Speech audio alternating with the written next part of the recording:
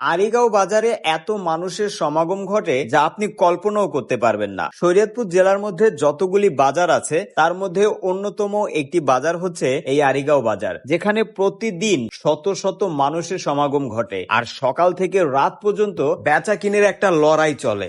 আমি এখন আরিগাঁও বাজারে আছি। বুঝতেই পারছেন আজকের এই ভিডিওটা আরিগাঁও বাজার নিয়ে। আরিগাঁও বাজারের ইতিহাস, ঐতিহ্য, আরিগাঁও বাজারে কিভাবে যাবেন এবং আরিগাঁও বাজার সম্পর্কে সকল তথ্য আজকের এই ভিডিওতে থাকবে। তো চলেন কথা না বাড়িয়ে আমরা ভিডিও শুরু করি।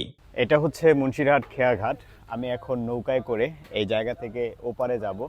ওপারে যাওয়ার পরে আমি আরিগাঁওয়ের গাড়ি পাবো, ওই গাড়িতে করে আরিগাঁও বাজারে চলে যাব। শরীয়তপুর সদর থেকে আরিগাঁও যাওয়ার যে রাস্তা, আমি সেই রাস্তা ব্যবহার না করে আজকে আমি মুন্সিরহাটের ভিতরের রাস্তা দিয়ে আরিগাঁও বাজারে যাব। তাই আমি প্রথমে মুন্সিরহাটে যাওয়ার জন্য কীর্তিনশা নদী নৌকায় করে পার হই। নদী পার হবার পরে মুন্সিরহাট বাজার থেকে একটা অটোতে করে আমি রওনা দেই আরিগাঁও বাজারের উদ্দেশ্যে।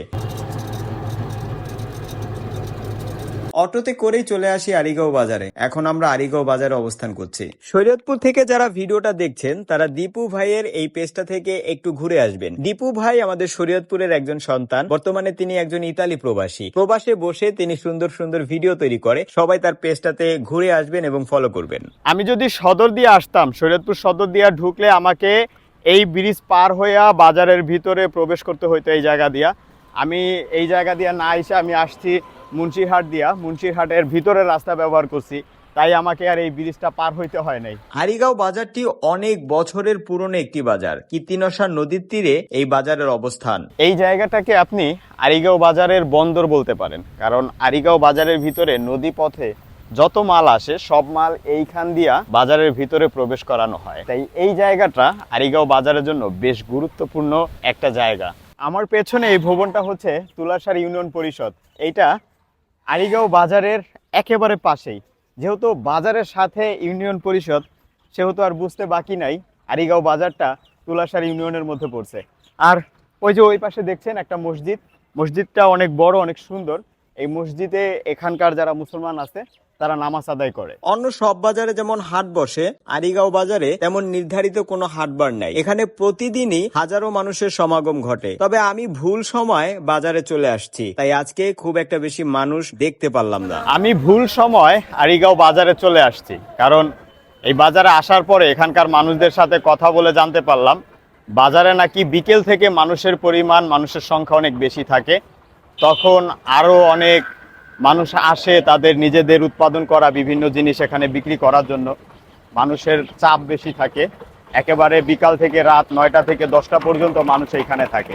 আর আমি আসছি সকালে, তাও 11টার পরে এই বাজারে আসছি, তো সেই জন্য মানুষজন খুব একটা বেশি পাই নাই। বাজারের কিছু মানুষের সাথে কথা বলে জানতে পারলাম আরিগাঁও বাজারে সকালের চাইতে বিকালে মানুষ বেশি থাকে। আর বিকালেই হচ্ছে আশেপাশের মানুষ এক একটা বিক্রি করার জন্য নিয়ে আসে। তো আপনারা যদি বিকালের আরিগাঁও বাজারটা দেখতে চান তাহলে হয়তো কোনো একদিন বিকালের আরিগাঁও বাজারটা দেখাবো। এখানে একটা বিল্ডিং এর ছাদের উপরে উঠছি, আর এই ছাদের উপর থেকে একেবারে পুরো আরিগাঁও বাজারটা একসাথে দেখা যাচ্ছে। যাই হোক, এইটাই ছিল আমার আজকের মতো আরিগাঁও বাজারের ভিডিও। আমি ভুল সময় চলে আসছি সেটা তো বললামই, সেজন্য হয়তো খুব একটা বেশি মানুষ দেখাতে পারি নাই। তারপরেও যতটুকু সম্ভব চেষ্টা করেছি আরিগাঁও বাজার নিয়ে বিশ্লেষণ করে আপনাদেরকে জানানোর জন্য। তো যদি আপনাদের ভালো লাগে তাহলে আপনারা আরিগাঁও বাজারের এই ভিডিওটা শেয়ার করে দিবেন। আর পরবর্তীতে আপনি শরীয়তপুর জেলার কোন বাজারটা দেখতে চান কমেন্টে জানাবেন। যেই বাজারের নাম সবচেয়ে বেশি আসবে আমি চলে যাব সেই বাজারে ভিডিও করার জন্য ইনশাআল্লাহ।